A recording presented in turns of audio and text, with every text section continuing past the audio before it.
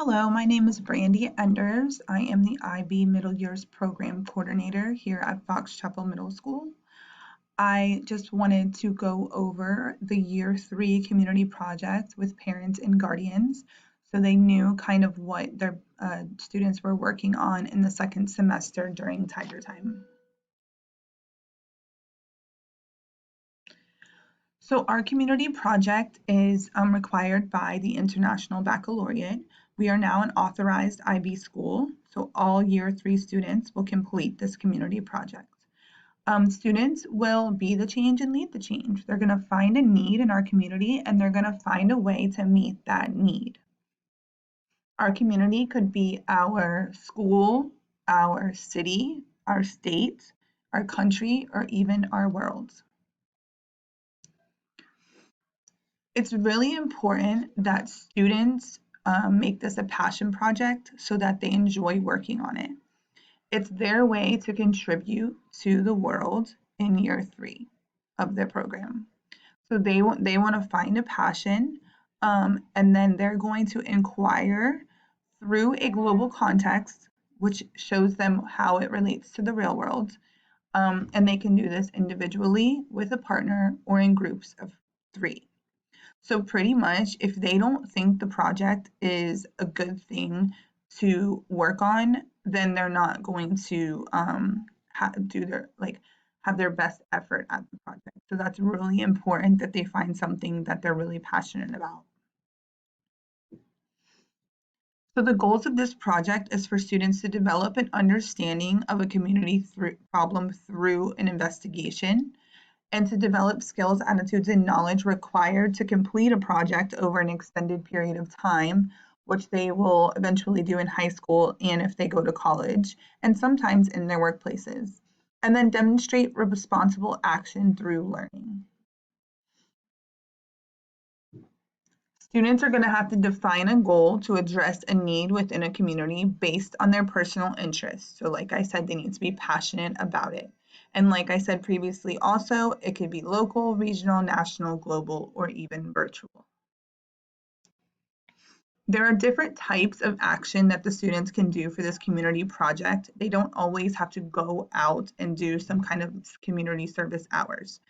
So one type of action is advocacy. So they would speak on behalf of a cause to promote action on an issue of public interest. So maybe they would advocate for bullying in schools. That could be an example. Direct service would be interaction that involves them actually involving with people, the environment, or animals. So they are going to an animal shelter and helping there. Indirect service would be they might not see the recipients, but they have verified that their actions will benefit the community or environment. So maybe picking up trash on the highway. And then research would be them just students collecting information and then analyzing that information and reporting a topic in order to create the change. So this is where they would just research, do a lot of research, and then analyze that research to figure out how they would create the change. The MYP community project objectives are what the students are graded on throughout the project.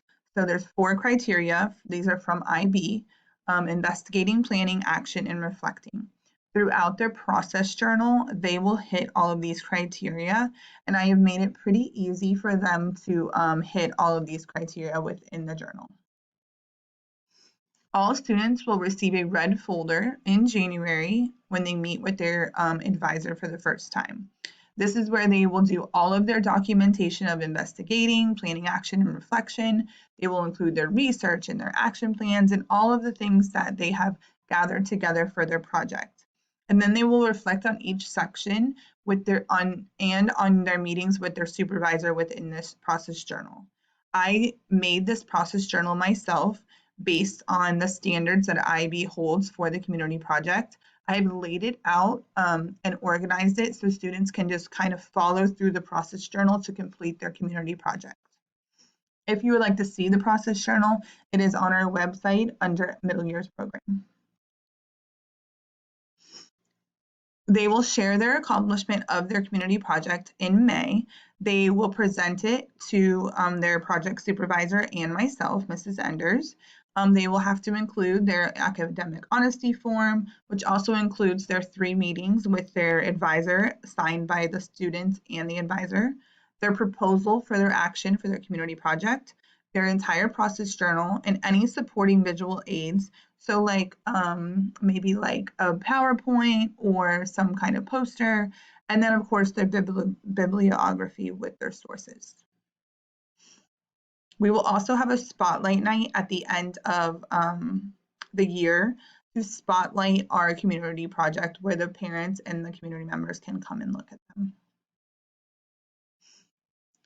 So like I said before, in the third quarter in January, they will meet with their advisor every Thursday during Tiger Time. And then in the fourth quarter from March to May, they will meet with their advisors on Wednesdays and Thursdays during Tiger Time. So this will be their time to work with their project advisors and their group members to work on their community project. And then for them to get help and support, they can always go to their advisor. It's highly encouraged if they're working on some kind of community project within the community. They go and visit the organization that they're working with.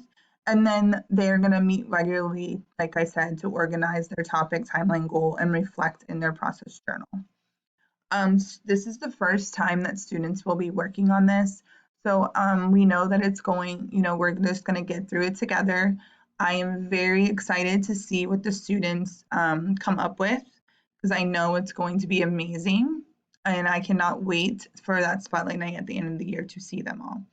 If you have any questions at all, you can go to our website under Middle Years Program and there's a whole bunch of information about the community project. You can also contact Mrs. Enders, Brandy Enders, 797-7025.